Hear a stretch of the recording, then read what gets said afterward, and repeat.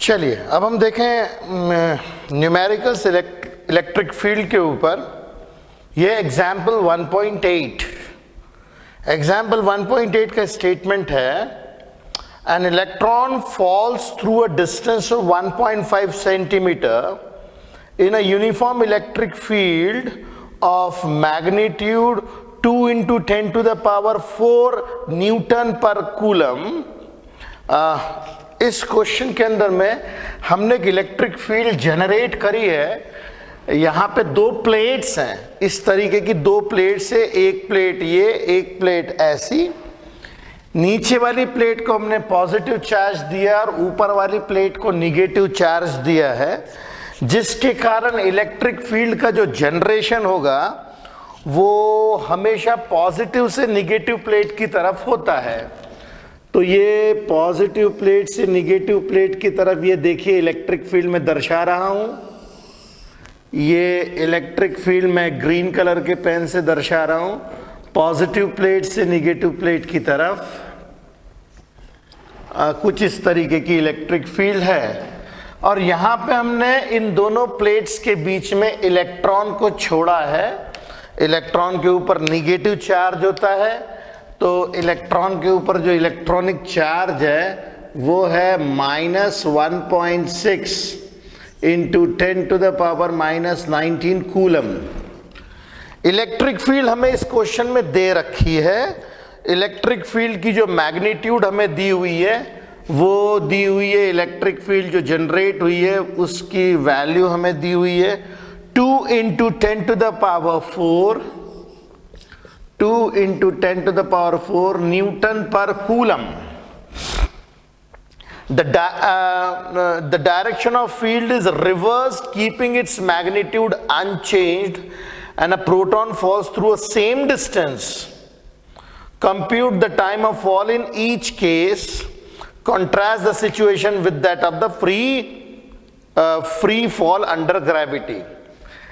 पहले हमने इलेक्ट्रॉन को छोड़ा है और दूसरे केस में हमने फील्ड को रिवर्स किया है।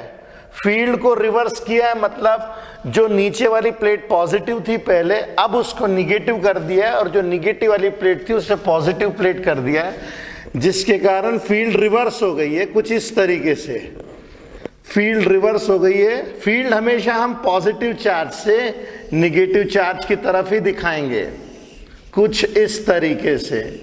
यहां पे भी इलेक्ट्रिक फील्ड उतनी ही है जितनी यहां पे है।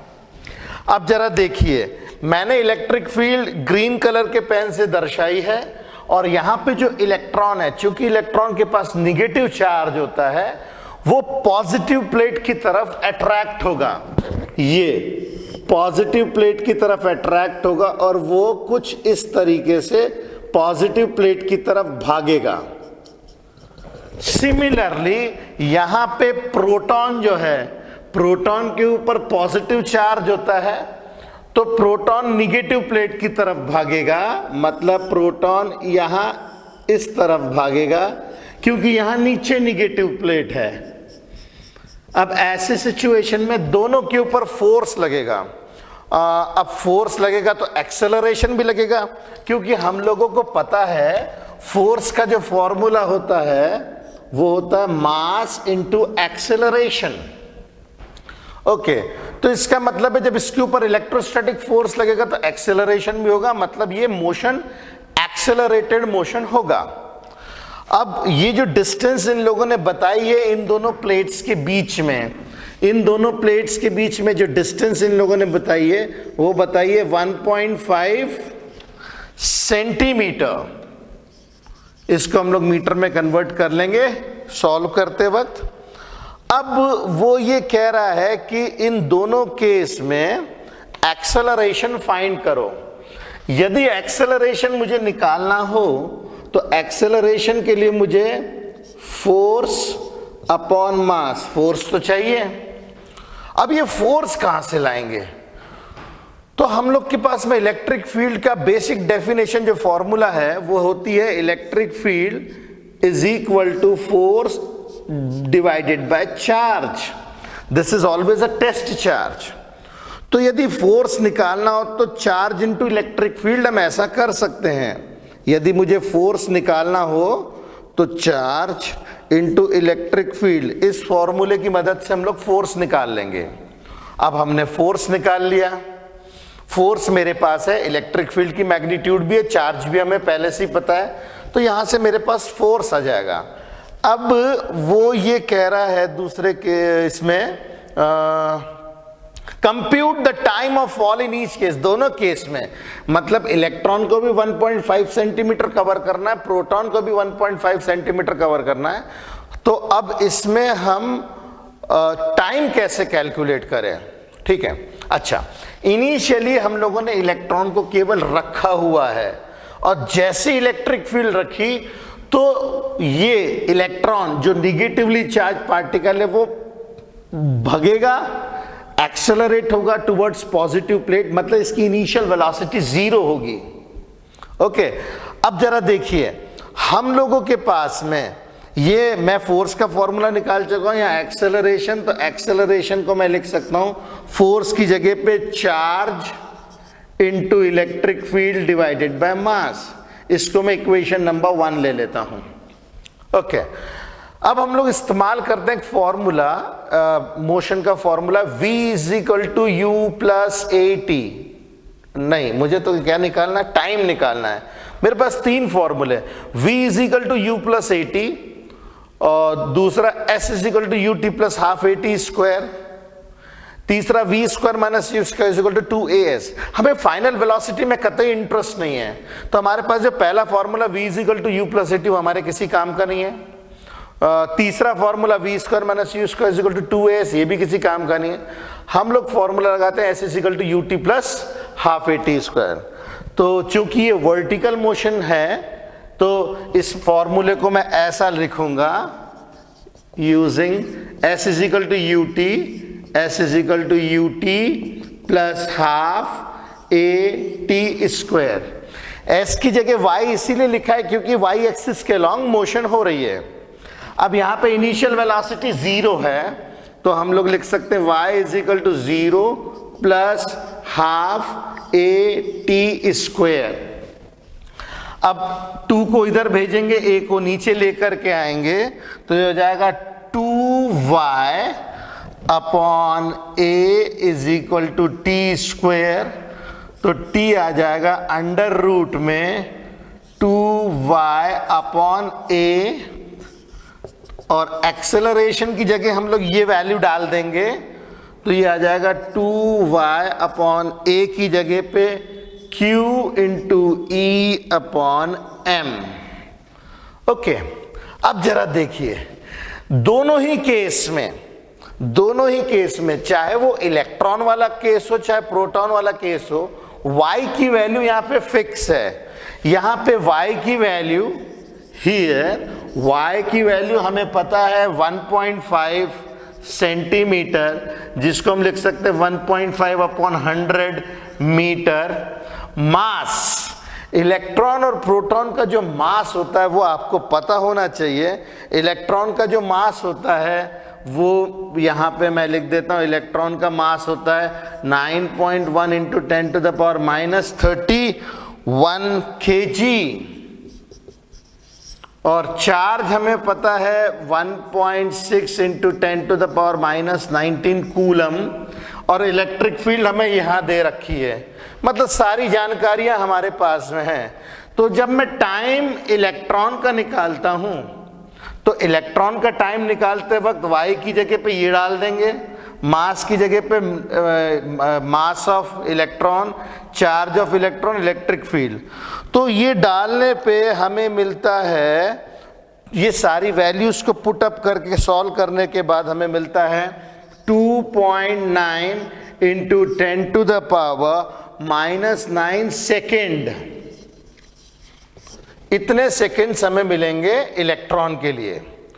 वहीं पे जब यदि मैं प्रोटॉन के लिए सभी वैल्यूज सेम है, प्रोटॉन के लिए केवल जो डिफरेंस आएगा वो मास का आएगा। तो यदि मैं मास ऑफ प्रोटॉन को इंसर्ट करूं, मास ऑफ प्रोटॉन जो है वो होता है 1.67 into 10 to the power -27 kg, तो टाइम जो प्रोटॉन के लिए आता है वो आता है हम लोगों के पास, टाइम ऑफ प्रोटॉन आता है 1.3 इंटू 10⁻⁻7 सेकेंड्स। मतलब इलेक्ट्रॉन का टाइम बहुत कम है, 10⁻⁹। प्रोटॉन का टाइम थोड़ा सा उससे ज्यादा है, 10⁻⁷ की रेंज में आ रहा है। ऐसा क्यों? अगेन ऐसा सिर्फ इसीलिए हो रहा है क्योंकि प्रोटॉन हेवियर मास है। प्रोटॉन मैंने जैसे बताया, प्रोटॉन इलेक्ट्रॉन से, mass of proton is approximately 2000 times mass of electron होता है। तो प्रोटॉन चूंकि हेवियर मास है तो इसीलिए उसका टाइम भी हमें थोड़ा सा ज्यादा मिल रहा है। ये टाइम कम है और ये वाला टाइम ज्यादा है। ओके, तो ये तो हो गया इसका पहला पार्ट। यदि हम एक्सेलरेशन कैलकुलेट करें इक्वेशन नंबर 1 का इस्तेमाल करके, इक्वेशन नंबर 1 का इस्तेमाल करके हम लोग यदि एक्सेलरेशन कैलकुलेट करें, एक्सेलरेशन कैलकुलेट करने में भी चार्ज पता है, इलेक्ट्रिक फील्ड पता है, मास पता है। तो एक्सेलरेशन जो मैं इलेक्ट्रॉन का निकालूंगा, ये सब जगहों पे इलेक्ट्रॉन की वैल्यू, मास ऑफ इलेक्ट्रॉन डाल के जब एक्सेलरेशन निकालूंगा तो एक्सेलरेशन ऑफ इलेक्ट्रॉन जो है वो कैसे निकालेंगे हम लोग? वो निकालेंगे charge 1.6 into 10⁻⁻19 Coulomb's. Electric field है हमारे पास कितनी? 2 इंटू 10⁴ और मास ऑफ इलेक्ट्रॉन होता है 9.1 इंटू 10⁻⁻31 kg। तो 1.6 को मैं 1.5 मान लेता हूं, तो अप्रोक्सीमेटली ये 6 से जाएगा। 2/6 मतलब 1/3। 1/3 का मतलब है 1/3 0.33 इंटू 10⁻31 19 11 12 प्लस वो 16 मीटर पर सेकेंड स्क्वायर। ये जो वैल्यू है, अगर आप देखिए इलेक्ट्रॉन की जो एक्सेलरेशन आ रही है वो आ रही है 0.3 इंटू 10⁻16, या ऐसा भी लिख सकता है अप्रोक्सीमेटली 3 इंटू 10⁻15 मीटर पर सेकेंड स्क्वायर। अब ये एक्सेलरेशन इतनी अधिक है कि इस एक्सेलरेशन के सामने एक्सेलरेशन ड्यू टू ग्रेविटी, जिसकी वैल्यू होती केवल 9.8, वो नेग्लिजिबल है। अब देखिए न्यूमेरिकल में भी देखिए लास्ट लाइन में लिखा है, मैंने अगर इसी तरीके से जैसे इलेक्ट्रॉन के निकाली, अगर मैं प्रोटॉन का एक्सेलरेशन निकालूं तो आएगा 1.6 into 10⁻⁻19 into 2 into 10⁴ divided by mass of proton, जो कि आता 1.67 इंटू 10⁻27। इसको वैल्यू रखेंगे तो प्रोटॉन का एक्सेलरेशन आता है 1.9 इंटू 10⁻12 मीटर पर सेकेंड स्क्वायर। अब ये इसमें लिखा है, ये इतनी बड़ी वैल्यू है कि इसको हम एक्सेलरेशन ड्यू टू ग्रेविटी के साथ कंपेयर भी नहीं कर सकते हैं, which is enormous compare to the value of g, the acceleration due to gravity. The acceleration of the electron is even greater, वो तो आएगा ही बड़ा, सीधी सी बात है। Thus, the effect of acceleration due to gravity can be ignored। मतलब ये कि जब हम इलेक्ट्रोस्टैटिक्स में एक्सेलरेशन की बात करें तब हम लोग एक्सेलरेशन ड्यू टू ग्रेविटी या ग्रेविटेशनल फोर्सेस को बिल्कुल कंसिडर नहीं करेंगे। ओके, अब ये न्यूमेरिकल हमें क्या क्या चीजें सिखाता है। पहला, इलेक्ट्रिक फील्ड हमेशा पॉजिटिव से निगेटिव की तरफ होता है। नंबर 1, पॉजिटिव चार्ज हमेशा इलेक्ट्रिक फील्ड के डायरेक्शन में चलता है। जिस डायरेक्शन में इलेक्ट्रिक फील्ड होती है पॉजिटिव चार्ज भी उसी डायरेक्शन में चलता है। निगेटिव चार्ज इलेक्ट्रिक फील्ड से हमेशा ऑपोजिट डायरेक्शन में चलता है। इलेक्ट्रिक फील्ड हमेशा फोर्स अप्लाई करेगा, मतलब एक्सेलरेटेड मोशन जो है उसको लेकर के आएगा, और एक्सेलरेशन उस पार्टिकल का हमेशा ज्यादा होगा जो छोटा होगा। जिसका मास कम होगा उसको एक्सेलरेशन ज्यादा मिलेगा, एक्सेलरेशन ज्यादा मिलेगा तो टाइम कम लगेगा। ठीक है, और लास्ट बहुत इंपॉर्टेंट, जब हम इलेक्ट्रोस्टैटिक फोर्सेस की बात करें तब प्लीज ग्रेविटेशनल फोर्स जैसे छोटे छोटे फोर्सेस बिल्कुल भी बीच में ना लाएं। ओके, तो चलिए अब इसे करिए, आपको कैलकुलेशंस करना है, इसको सॉल्व करिए। अब हम नेक्स्ट क्वेश्चन, नेक्स्ट एग्जाम्पल पे चलेंगे।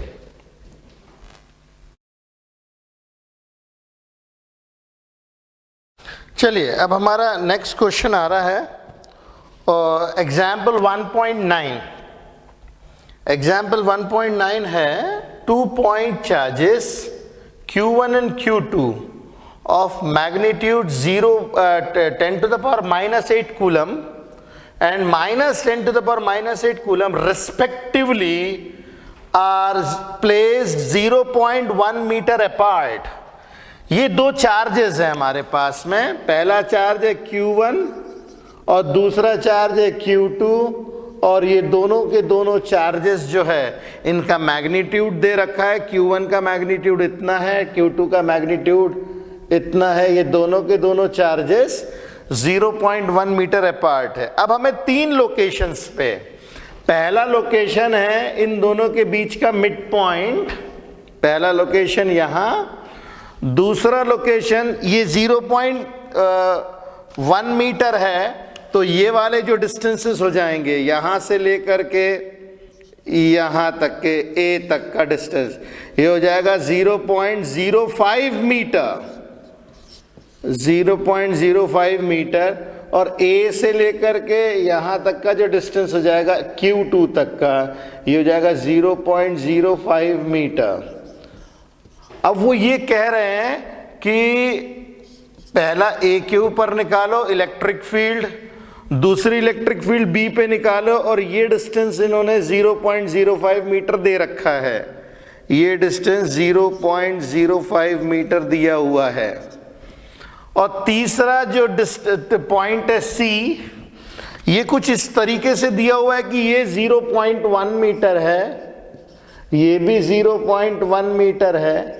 इसका मतलब ये इक्विलेटरल ट्रायंगल हो जाएगा, ये 0.1, ये 0.1 मीटर दिया हुआ है, ये भी 0.1 है और ये भी 0.1 है, मतलब ये इक्विलेटरल ट्रायंगल है। और इसके तीसरे वर्टाइस के ऊपर हमें सी के ऊपर इलेक्ट्रिक फील्ड निकालनी है। तो क्वेश्चन के अंदर में हमारे पास ये जो दो चार्जेस रखे हुए हैं, you can assume as if these two charges are kept at two vertices of the equilateral triangle। यहां पे हम लोग को पहली इलेक्ट्रिक फील्ड निकालनी इसके बीच में, दूसरी इलेक्ट्रिक फील्ड निकालना है इतने ही डिस्टेंस पे इस तरफ यहां बी के ऊपर, और तीसरा निकालना है सी के ऊपर। बारी बारी से हम लोग इसको करते चलते हैं। पहला मैं पॉइंट लेता हूं ए, एट ए के ऊपर इलेक्ट्रिक फील्ड निकालना है मुझे।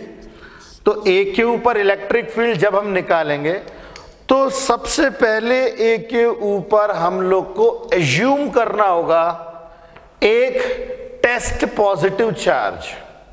देखिए इलेक्ट्रिक फील्ड निकालने का सबसे आसान तरीका यही है कि जहां पे भी आपको इलेक्ट्रिक फील्ड निकालने हो वहां पे एक पॉजिटिव टेस्ट चार्ज हम एज्यूम कर लेंगे। तो यहां पे मैं एक पॉजिटिव टेस्ट चार्ज एज्यूम कर लेता हूं। अब पॉजिटिव टेस्ट चार्ज एज्यूम किया है तो उस पॉजिटिव टेस्ट चार्ज को ये वाला पॉजिटिव चार्ज रेपेल करेगा, और वो इस डायरेक्शन में रेपेल करेगा, इस डायरेक्शन में। Electric field due to at A due to 1, electric field at A due to 1। और ये जो सेकंड वाला Q2 का चार्ज है वो Q2 का चार्ज भी उसको अट्रैक्ट ही करेगा। खास बात ये दोनों के डिस्टेंसेस भी सेम है और चार्जेस का मैग्नीट्यूड भी सेम है, तो ये भी इसको अट्रैक्ट करेगा कुछ इस तरीके से, और ये दोनों के दोनों चार्जेस एक दूसरे को अट्रैक्ट करेंगे, और इलेक्ट्रिक फील्ड यहां सपोर्टिव नेचर की होगी। अब देखिए हमने ये जो एरो लगाए हैं, ये जो हमने एरो लगाए हैं, ये इनके साइन को देख करके लगाए हैं। ये पॉजिटिव था इसीलिए ऊपर वाला जो है वो रेपेल हुआ है, ये निगेटिव था इसीलिए यहाँ के टेस्ट पॉजिटिव चार्ज को उसने अट्रैक्ट किया है। इसका नाम देते हैं तो electric field at A due to 2, ठीक है। तो दोनों के दोनों एडिटिव नेचर के हैं, तो electric field at A that will be equal to electric field at A due to 1 plus electric field at A due to 2, इनके मैग्नीट्यूड लेने हमें, और डायरेक्शन जब बताएंगे हम लोग तो डायरेक्शन बताएंगे towards Q2, towards Q2, towards Q2। अब इनका मैग्नीट्यूड कैसे निकलेगा, ये आएगा 1/4 pi epsilon not charge upon distance, तो चार्ज है 10 to the power -8 upon distance है 0.05 का स्क्वायर। सिमिलरली इसका आएगा 1/4 pi epsilon not charge 10 to the power -8 upon 0.05 का square, and this the direction is towards Q2, towards Q2, ठीक है। अच्छा, इस चीज का ध्यान रहे, हम लोग वेक्टर सॉल्व कर रहे हैं, जब भी हम वेक्टर्स को सॉल्व करेंगे चार्ज का साइन हम कभी भी नहीं लेंगे, क्योंकि इस चार्ज के साइन को देख करके ही हमने एरो लगाए हैं। तो यदि हमने एक बार एरो लगा दिया तो चार्ज के साइन का काम हो चुका है, हम बार बार जो है इसके अंदर में चार्ज का साइन नहीं लगाएंगे। जैसे देखिए, मैंने यहाँ पे प्लस साइन नहीं लगाया चार्ज का और यहाँ पे माइनस साइन नहीं लगाया, क्योंकि ये जो एरो मैंने अप्लाई की है, ये एरो मैंने इसके साइन को देख करके ही अप्लाई किए है। तो वेक्टर्स को सॉल्व करते वक्त हमें इस चीज का ख्याल रखना बहुत जरूरी है। ओके, अब इसको हम लोग सॉल्व कर सकते हैं, ये दोनों के दोनों बराबर है, तो ये आ जाएगा 2 times 1/4 pi epsilon not 10 to the power -8 upon, इसको लिख सकते हैं 5/100 का स्क्वायर टुवर्ड्स Q2। तो ये हमें मिलेगा 2 × 9 × 10 to the power 9 into 10 to the power -8, 5 का आ जाएगा 25 स्क्वायर और 100 का आ जाएगा 10 टू द पावर 4, तो ये आ जाएगा 9 to the 18 into 10 to the power 1 और 1 और 4 5 अपॉन 25, 18 into 10 to the power 3 into 100 divided by 25। मैंने 10 टू द पावर 5 को 10 to the power 3 into 10 to the power 2 लिख करके, क्योंकि क्या इजीली सॉल्व हो जाएगा, ये कट जाता है, ये जाएगा हमारा कितना 4 से, तो 8 4 32 का 3 4 1 4 72 इंटू 10 टू द पावर 3, मतलब 7.2 into 10 to the power 4 newton per coulomb. Direction है टुवर्ड्स Q2, डायरेक्शन आ जाएगा टुवर्ड्स Q2। तो ये तो हो गया इसका पहला पार्ट। अब इसका दूसरा पार्ट है B के ऊपर। तो जब B के ऊपर हम इलेक्ट्रिक फील्ड निकालेंगे तो यहां पे भी अगेन एक पॉजिटिव टेस्ट चार्ज मानेंगे। इस पॉजिटिव टेस्ट चार्ज को, ये वाला पॉजिटिव चार्ज यहां पे रखे हुए इमेजिनरी पॉजिटिव चार्ज को ये वाला पॉजिटिव टेस्ट चार्ज रेपेल करेगा, और इस चार्ज को ये वाला निगेटिव चार्ज अट्रैक्ट करेगा। मगर अट्रैक्ट करने वाला चार्ज दूर है और रेपेल करने वाला चार्ज नजदीक है। रेपेल करने वाला चार्ज नजदीक, अट्रैक्ट करने वाला चार्ज दूर। तो जो नजदीक चार्ज है वो स्ट्रॉन्ग इलेक्ट्रिक फील्ड से स्ट्रॉन्ग फोर्स अप्लाई करेगा।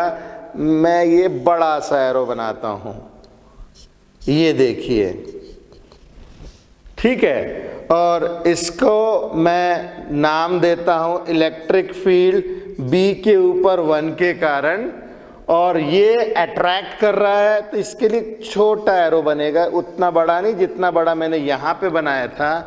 ये आएगा इलेक्ट्रिक फील्ड B के ऊपर 2 के कारण। अब आप देख सकते हैं ये एरो का जो मैंने बनाया है, ये एरो मैंने बनाया है इनके साइन को देख करके। ये बड़ा है, ये छोटा है, ओके, ये बड़ा है और ये छोटा है।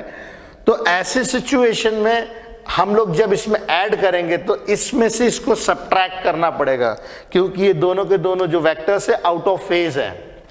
तो एट बी के ऊपर हम लोग जो लेंगे वो लेंगे electric field at B is equal to electric field B के ऊपर 1 के कारण प्लस इलेक्ट्रिक फील्ड बी के ऊपर 2 के कारण।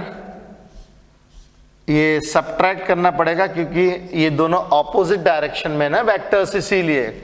और डायरेक्शन क्या होगा, ये डायरेक्शन होगा from A to B, A से बी की तरफ, from A to B, from direction होगा फ्रॉम ए टू बी। अब मैं लेता हूं इसका मैग्नीट्यूड, इलेक्ट्रिक फील्ड 1 के कारण ये डिस्टेंस है हमारे पास 0.05 आएगा 1/4 pi epsilon not Q 10⁻⁻8 upon distance 0.05 का square minus 1/4 pi epsilon not 10⁻⁸ upon 0.05, ये भी 0.05, ये भी 0.05, तो ये हो जाएगा 0.15। टोटल जो डिस्टेंस होगा 0.1 प्लस 0.05, तो ये जाएगा 0.15 का square from A to B, direction देने के लिए। 1/4 पाई एप्सिलॉन नॉट मैं कॉमन ले लेता हूं, 10⁻⁸ कॉमन ले लेता हूं। अच्छा, ध्यान रहे इस चीज का कि हमने यहाँ पे जो एरो के डायरेक्शन दिए इनके साइन को देख करके दिए, तो हम साइन नहीं लगाएंगे। यहाँ पे कभी भी भूल के भी साइन नहीं लगाना है, अदरवाइज जो है गलती होने के चांसेस हैं। आंसर न्यूमेरिकल का पक्का गलत आएगा। मैं यहाँ पे 0.05 का स्क्वायर भी कॉमन ले लेता हूँ, तो यहाँ पे तो देखिए सब कुछ ही कॉमन आ गया, माइनस ये भी कॉमन आ गया, ये भी, ये 0.15 0.5 का 3 टाइम्स है, तो ये आ जाएगा 1/3 का स्क्वायर। ओके, मैंने 0.05 कॉमन लिया था, तो 0.05 3 0.15 होता है, तो यहाँ पे केवल 3 रह जाएगा, बाकी कॉमन बाहर। अब ये आ जाएगा 9 × 10⁻⁹ 10⁻⁻8 डिवाइडेड बाय ये अगेन 5/100 का स्क्वायर, ये हो जाएगा 1 - 1/9।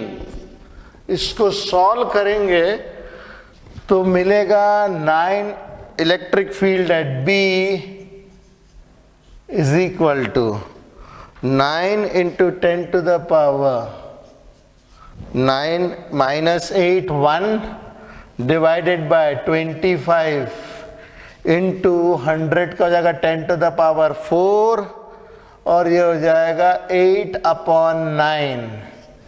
ओके, अब हम इसको सॉल्व करेंगे तो 9 से कटेगा 9, और ये हो जाएगा 10⁴, ये 10⁻1 10⁻5, तो मैं 10⁵ का 10⁻3 अलग कर लेता हूँ और 10⁻2 अलग कर लेता हूँ अपॉन 25, है ना। तो ये जाएगा कितने से, 4 से, 8 4 32 × 10⁻3, मतलब 3.2 × 10⁴ न्यूटन पर कूलम, और डायरेक्शन है from A to B. Okay, ये दूसरे लोकेशन के ऊपर हमने इलेक्ट्रिक फील्ड निकाली बी के ऊपर। अब आता है सी के ऊपर, एट सी के ऊपर। अब ये equilateral triangle sort of form कर रहा है, ठीक है। तो सी के ऊपर जो इलेक्ट्रिक फील्ड होगी, ये यहां पे हम एक पॉजिटिव चार्ज एज्यूम करेंगे हमेशा की तरह, तो उस पॉजिटिव चार्ज को ये वाला पॉजिटिव चार्ज कुछ इस तरीके से रेपेल करेगा, और इस पॉजिटिव चार्ज को ये निगेटिव चार्ज अपनी तरफ अट्रैक्ट करेगा कुछ इस तरीके से, ठीक है। अब यहां पे दोनों के दोनों ऑब्लिक वेक्टर्स है, मतलब ये भी और ये भी। तो अब हमें यहां पे क्या करना पड़ेगा, अपना कार्टेशियन सिस्टम नया बनाना पड़ेगा। ये मैंने एक नया कार्टेशियन सिस्टम बनाया है, ये कार्टेशियन सिस्टम बनाया ताकि हम लोग वेक्टर्स को तोड़ सके। तो जब मैं इस कार्टेशियन सिस्टम में वेक्टर्स को कंप्लीट करता हूं तो मुझे यहां पे electric field at C due to 1, electric field at C due to 2। अब इसके मुझे यहां पे दो कंपोनेंट्स मिलेंगे। देखिए ये एंगल 60 डिग्री है तो ये भी एंगल 60 डिग्री होगा, और ये एंगल भी 60 डिग्री होगा। तो इसके दो कंपोनेंट बनेंगे, एक कॉस थीटा कंपोनेंट, एक साइन थीटा कंपोनेंट। ये वाला जो कंपोनेंट हमें मिलेगा EC1 cos 60 डिग्री, और ये वाला जो कंपोनेंट मिलेगा ये मिलेगा EC1 sin 60 डिग्री। सिमिलरली इसके भी दो कंपोनेंट बनेंगे, ये 60 डिग्री का एंगल है तो ये पहला कंपोनेंट बनेगा EC2 cos 60 डिग्री, और ये दूसरा कंपोनेंट बनेगा EC2 sin 60 डिग्री। अब C के ऊपर ये वाला कंपोनेंट और ये वाला कंपोनेंट एक दूसरे को नलीफाई करेंगे, क्योंकि ये दोनों इक्वल एंड ऑपोजिट है, जबकि डिस्टेंसेस सेम, चार्जेस सेम। तो ये वाला कंपोनेंट इस कंपोनेंट को जो है वो कैंसल आउट करेगा। EC1 sin 60 डिग्री ऊपर की तरफ है, और EC2 sin 60 degree cancels each other, और बचेगा केवल ये दोनों वेक्टर्स, क्योंकि ये दोनों एक ही डायरेक्शन में सपोर्ट कर रहे हैं। तो इलेक्ट्रिक फील्ड एट C जो रहेगी वो रहेगी EC1 cos 60 degree plus EC2 cos 60 degree, और डायरेक्शन जो रहेगा, डायरेक्शन जो रहेगा वो रहेगा B से A, पैरेलल टू B से A का जो डायरेक्शन है ये भी डायरेक्शन वही है। तो लिखेंगे फ्रॉम B से डायरेक्शन मिलेगा from B to A। Okay, अब EC1 आएगा 1/4 पाई एप्सिलॉन नॉट, चार्ज है 10⁻⁸ अपॉन डिस्टेंस है 0.1 का स्क्वायर, cos 60 होता है 1/2 plus 1/4 pi epsilon not 10⁻⁸ upon 0.1 का स्क्वायर इंटू 1/2। देखिए दोनों के मैग्नीट्यूड सेम है, ये भी हाफ है ये भी हाफ है, तो एक बन जाएगा, आधा प्लस आधा इज इक्वल टू 1।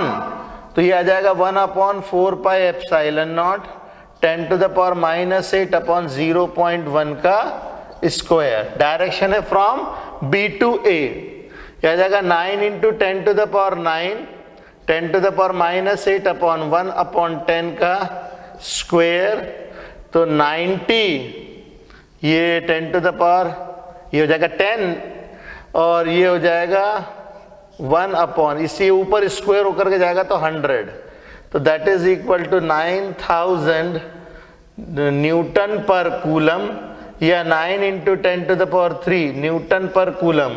डायरेक्शन वही फ्रॉम B to A। तो देखिए ये न्यूमेरिकल थोड़े से टिपिकल थे, मगर इन न्यूमेरिकल्स में ध्यान इस चीज का रखना है कि जब भी हम लोग किसी पॉइंट के ऊपर इलेक्ट्रिक फील्ड निकालेंगे वहां पे एक पॉजिटिव चार्ज को अज्यूम कर लो, और फिर वो जो पॉजिटिव चार्ज है वो पॉजिटिव चार्ज के करस्पॉन्डिंग हम डायरेक्शन लेते हैं, और फिर कभी भी साइन नहीं लगाएंगे। ध्यान रहे हम साइन नहीं लगाएंगे, नहीं तो आंसर गलत होने के चांसेस हैं। ओके, अब आप इसको उतारिए और उसके बाद फिर हम अगले क्वेश्चन को देखते हैं। ओके।